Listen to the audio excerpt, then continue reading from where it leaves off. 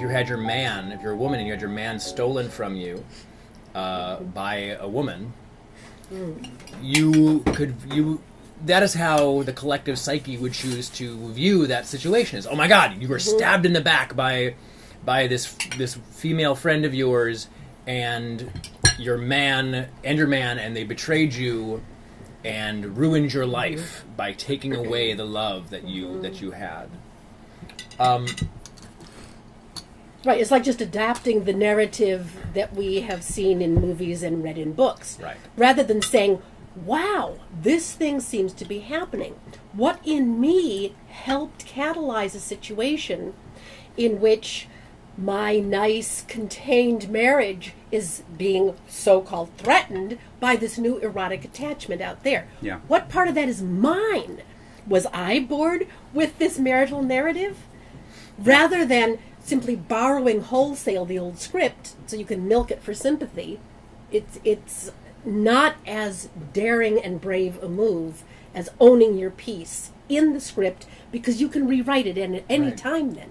Taking responsibility that I left an energy void that sucked these two people to meet because I wasn't fully engaged in the relationship. I was bored. Could be, or it could be that it's like Jung's dream of the droppings on the church. It could be part of your destiny, and this comes along, and you have to take up that situation.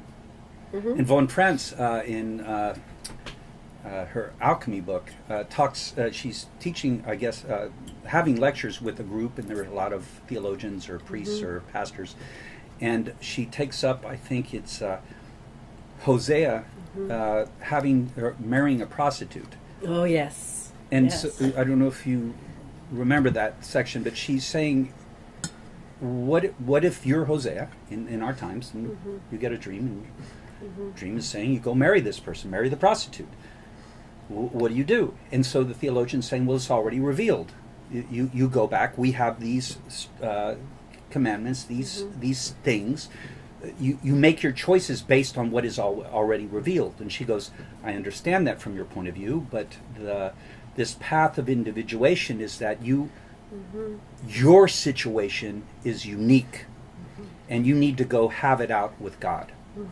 And so maybe active imagination or paint or any sort of creative process where you can get into dialogue about this feeling that you are being asked to go do that by your own eros, or you're feeling called to do it, but you don't want to just act on it, which happened with the fellow who called himself Question Mark, who did all that tragedy in Virginia Tech, where this vision of being the dispatcher, where he inflated with all this power to go kill people, he didn't stop and go, whoa, I'm going to have it out with you. You're asking me to do that?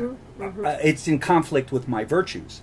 And I'm going to talk to you about it. What is this? Right? And so you don't just act just because the voice or the commandment or the inner thing is coming to you. So she's saying, go have it out. Say, I can't leave my job. I can't leave my marriage. What is that? And then find what the answer is.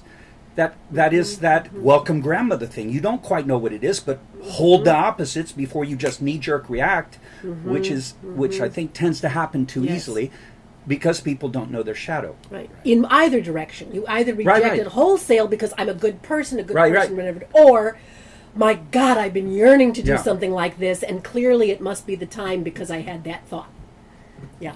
Yeah. You know what this reminds me of? Either one of them is a naive response rather than holding the extremes, right? Right. I think so. So. A bit of a delay, right? To kind of incubate a bit or hash it out if you need to. But so many people have this.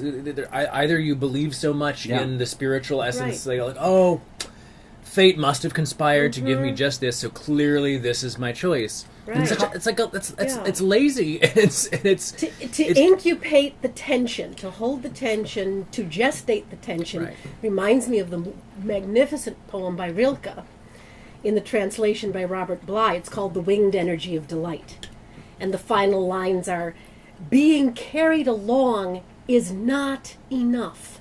Take your well-disciplined strengths and stretch them between two opposing poles. For inside of human beings is where God learns."